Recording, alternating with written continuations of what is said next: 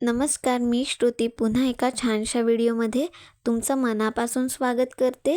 तर आज आपण ही छानशी शॉर्ट फुगाबाही अतिशय सोप्या पद्धतीने कटिंग आणि शिलाई कशी करावी ते पाहणार आहोत. त्याचसोबत शॉर्ट फुगाबाही शिवत असताना नेमकं अचूक माप किती घ्यावं ते सविस्तर माहितीसह पाहणार आहोत. तर त्यासाठी व्हिडिओ स्किप न करता संपूर्ण पहा. इथे आपण 4 फोल्डमध्ये अस्तर घेतलंय, कारण एकाच वेळी दोन्ही बाह्या कटिंग करतोय. समोरच्या साईडला याची ओपन बाजू आहे. फुगाबाहीसाठी बाहीची उंची घेत असताना 1.5 इंच मार्जिन घ्यायचं आहे. इथे आपल्या बाहीची पूर्ण उंची आहे 4.5 इंच. त्यामध्ये 1.5 इंच मार्जिन ॲड करून 6 इंच बाहीची पूर्ण उंची घेतली आहे. 1.5 इंच मधलं 1 इंच शिवण्यात लागणार आहे आणि अर्धा इंच वरच्या साईडला पफसाठी वापरणार आहोत. त्यानंतर अस्तरची रुंदी घेतली आहे 11.5 इंच. ती का घेतली ते पुढे पाहणारच आहोत, तर व्हिडिओ स्किप न करता पहा, तेव्हाच तुमच्या लक्षात येईल. आता खालच्या साईडने वरच्या साईडला 5.5 इंचाला मार्क करून घ्या. आता हे दोन्ही पॉईंट्स जोडत इथे आपण ही रेषा मार्क करून घेतोय. त्यानंतर फुगाबाहीच्या प्लेट शिलाई करण्यासाठी बंद बाजूकडून आतल्या साईडला 4.5 इंचाला मार्क केलं. इथे तुम्ही तुमच्या आवडीनुसार 3 इंचापासून 4.5 इंचापर्यंत मार्क करू शकता. तेवढंच अंतर बॉटमला घेऊन इथे ही रेषा ड्रॉ करून घेतोय. आता या रेषेच्या पुढे आपल्याला साधी बाही ड्रॉ करून घ्यायची आहे. इथे पाहताय आपली छाती आहे 32 इंच, त्याचा चौथा भाग येतो 8 इंच. तर फुगाबाही शिलाई करत असताना त्यामधून आपल्याला 1 इंच मायनस करून घ्यायचं आहे, कारण जेव्हा आपण फुगाबाहीच्या प्लेट्स तयार करतो तेव्हा आपलं 1 ते 2 इंच इतपत अंतर वाढलं जातं. त्यामुळे आपल्या फुगाबाहीची रुंदी अतिप्रमाणात वाढली जाते. त्यासाठी छातीच्या चौथ्या भागातून 1 इंच मायनस करून घ्या, म्हणजेच आपली बाही अचूक प्रमाणात तयार होते.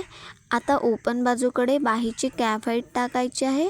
32 छातीनुसार कॅफ हाईट घेतोय 2.6 इंच. पुन्हा मध्यात 2.6 इंचाला मार्क करून तिथेपर्यंत ही रेषा ड्रॉ करून घेऊयात.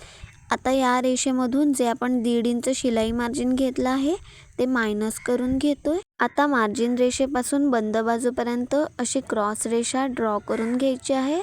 आता या लाईनचा मध्य काढून घ्यायचा आहे. टेप अशा पद्धतीने ठेवून मध्यात फोल्ड करून मध्यात मार्क करून घ्या.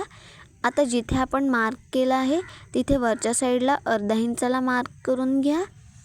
आता जे फुगाबाहीसाठी 4.5 इंच मार्क केलं आहे आणि त्याच्या वरच्या साईडला जे अर्धा इंच मार्जिन घेतलं आहे तिथून अशा पद्धतीने गोलाकारात मागील मुंडाचा शेप ड्रॉ करून घेतोय.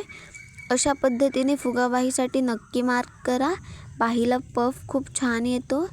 इथे जर तुम्हाला आणखीन पफ हवा असेल तर 1 इंचापर्यंत सुद्धा मार्क करू शकता. त्यानंतर पुढील मुंडासाठी मार्क करतोय.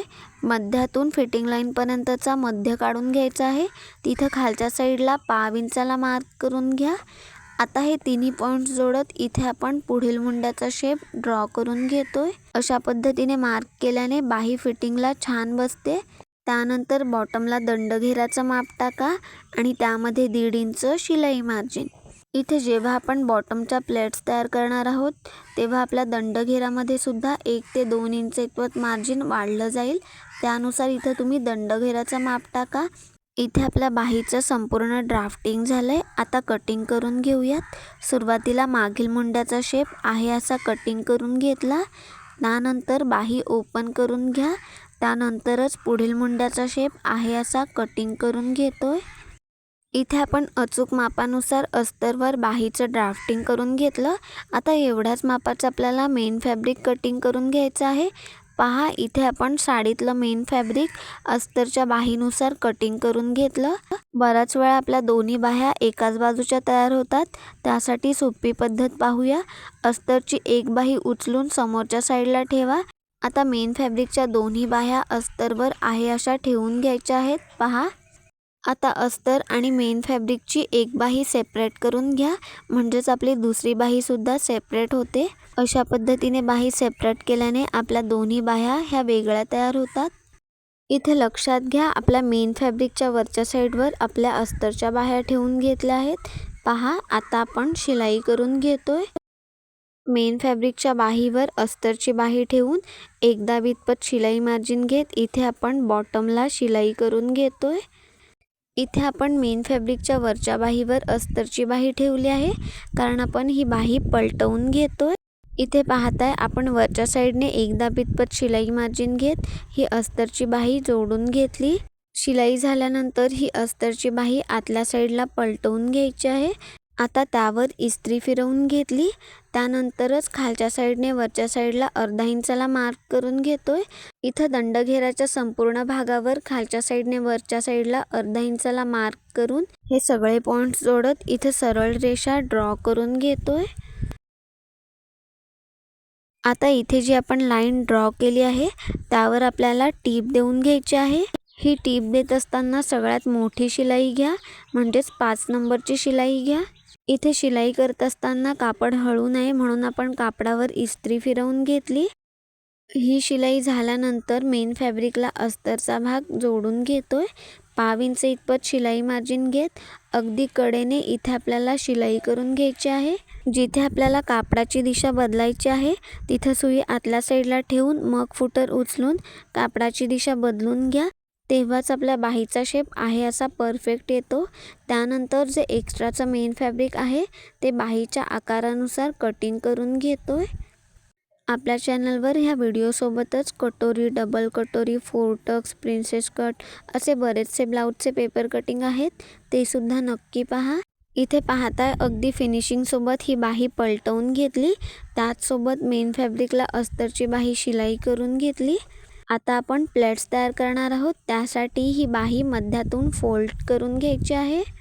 आता बंद बाजूकडून आतल्या साईडला जे आपण 4.5 इंच माप घेतलं होतं ते इथे मार्क करून घ्यायचं आहे. बॉटमला सुद्धा मार्क करून घ्या. दुसऱ्या बाजूने सुद्धा तेवढंच अंतर घेत इथे आपण आतल्या साईडला मार्क करून घेतोय. आता आपल्याला प्लेट्स तयार करून घ्यायच्या आहेत. फुगाबाहीसाठी प्लेट्स तयार करत असताना नेहमी बॉटमपासून सुरुवात करायची. आता जिथं आपण मार्क केला आहे तिथून प्लेट्स टाकायला सुरुवात करतो. साधारण अर्धा इंचाला एक रेषा कमी इतक्या आकाराच्या इथे आपण प्लेट्स तयार करून घेतोय. पहिली प्लेट्स टाकण्यापूर्वी शिलाई लॉक करून घ्यायची आहे. त्याचसोबत प्लेट्सवर शिलाई करत असताना 4 नंबरची शिलाई घ्या, कारण इथे आपण सिंगल शिलाई करणार आहोत.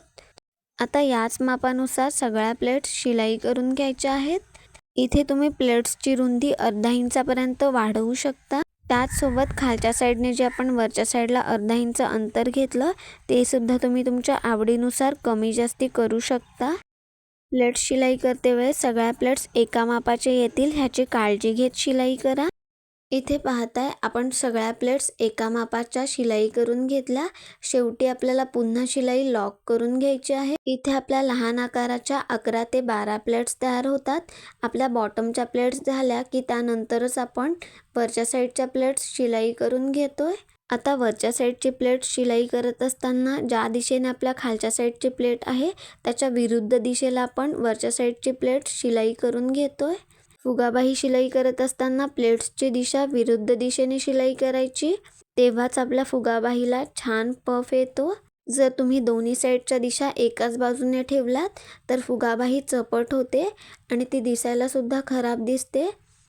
आता जेवढं माप आपण बॉटमच्या प्लेट्ससाठी घेतलं तेवढ्याच मापाच्या प्लेट्स वरच्या साईडला शिलाई करून घ्यायच्या आहेत. त्याचसोबत बॉटमच्या प्लेट्सनुसार वरच्या साईडच्या प्लेट्सची साईज येईल ह्याची काळजी घेत प्लेट्स शिलाई करून घ्यायच्या आहेत.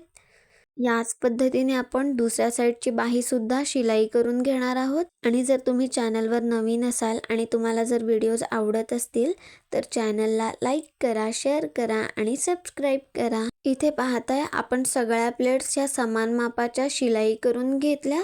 इथे आपली अगदी सोप्या पद्धतीने आणि 5 ते 7 मिनिटात ही छानशी शॉर्ट फुगाबाही कटिंग आणि शिलाई होते. याच पद्धतीने आपण दुसरी बाहीसुद्धा शिलाई करून घेतली. तुम्हाला ह्या बाहीची शिलाई कशी वाटली ते कमेंट करून नक्की कळवा आणि व्हिडिओ संपूर्ण पाहिल्याबद्दल मनापासून धन्यवाद.